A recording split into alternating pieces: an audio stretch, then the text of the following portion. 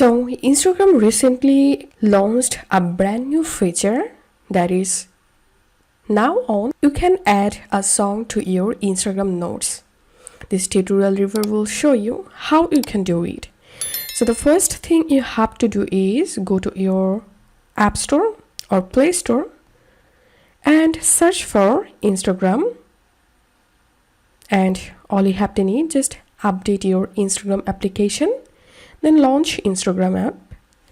Tap on this message icon at the top right, and now here you'll get your note option. So tap on your note, and then here you will get the music option. So tap on the music option, and now you can select a song from this list. You can search for a specific music by using this search box.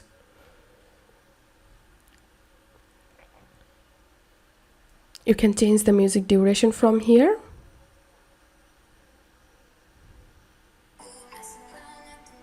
You can adjust your music bed from here, and the music duration will be 30 seconds. Tap on done and write here your thought.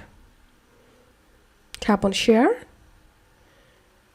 and this is how we can add a song to Instagram notes.